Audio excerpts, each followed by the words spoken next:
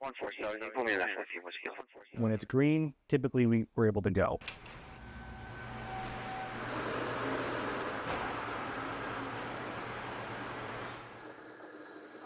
Accumulator, is forward. Heat and demister. Off. 24-4. You are clear left, sir. Clear left. We are clear. Everybody ready? For takeoff.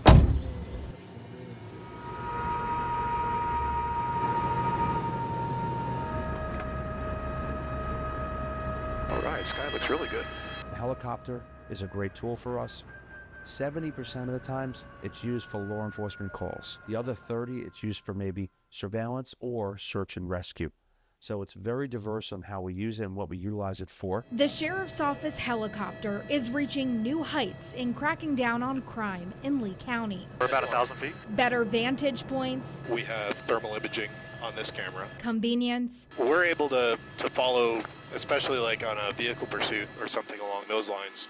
We're not restricted by the roads and traffic conditions. Longevity. Typically, we can stay in the air about 2.5 hours, depending on how much power I'm using. And speed. Being able to get through this county in minutes. It's something that I've always wanted to do. I've always wanted to fly, but I've always wanted to be a police officer as well. So the opportunity just presented itself to do both, and I just think it's one of the greatest units. Meet our night riders. I can't argue with that. This is hands down the coolest thing I've ever done. Pilot Brandon Averill and Tactical Flight Officer Tim McBride. Tim is in charge of the law enforcement mission, and I'm in charge of the safe operation and to make sure that the aircraft in all phases of flight is safely operated.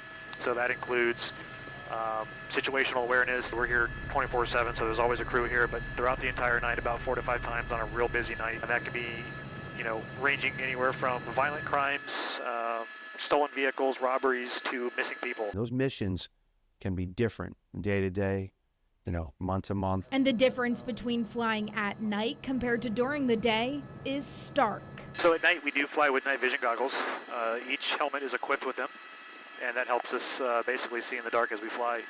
Typically, we'll fly, with the required aircraft lights that we have to have on, but other than that, we fly in the dark. Tools and tons of technology. Talk to me about what we're looking at. Right here in front of me, this is our engine instrument page.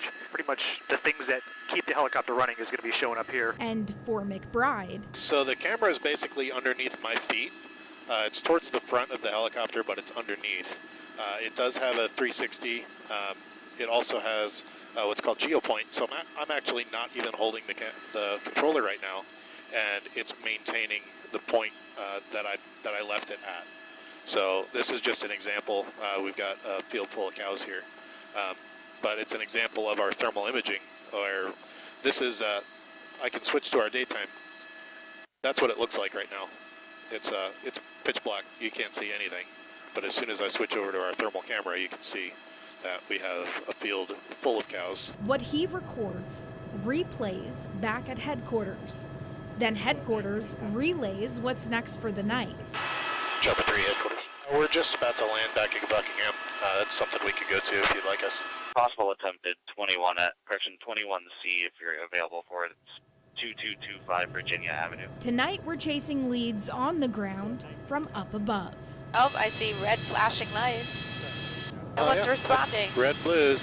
Looks like a traffic stop. Yep, good old traffic stop. Using the infrared laser to lead to a new location. Where is this located? Williams and 10th Street. Looks like it's just a minor crash. Maneuvering through different cities. There's your downtown Fort Myers out the left. In minutes. Well, here we are over somewhere Lehigh. And that's part of the beauty of the chopper.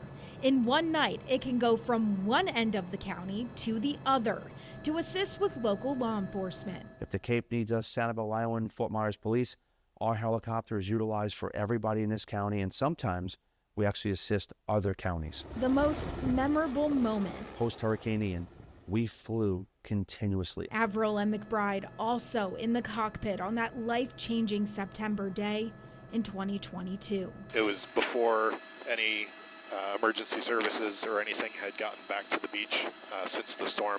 So we were seeing active fires. Coast Guard was out in force. They were hoisting people off of Sanibel. There were people out on the beach flagging us down. And there was really, it was chaos just going out and seeing that after the storm. The destruction, almost as terrifying as the flight. I can tell you the first flight that we took after the hurricane, that was pretty rough. But it's also the skills of the pilot too. A complete contrast of tonight. I mean, this flight is very smooth. Clear skies and lots of eyes.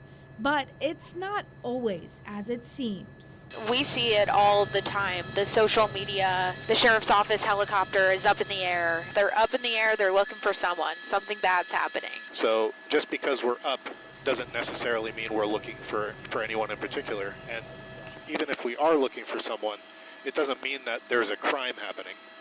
We do respond to missing people, probably about as much as we do to actual crimes. Just as we landed back in Buckingham, we saw the same questions on Facebook. What is the sheriff's office chopper doing over my neighborhood? Tonight, the answer was to patrol. Tomorrow, the answer could be to provide. We got to be in the business of what's happening next. But it's always to protect. Reporting from the sky, Sarah Metz, NBC2.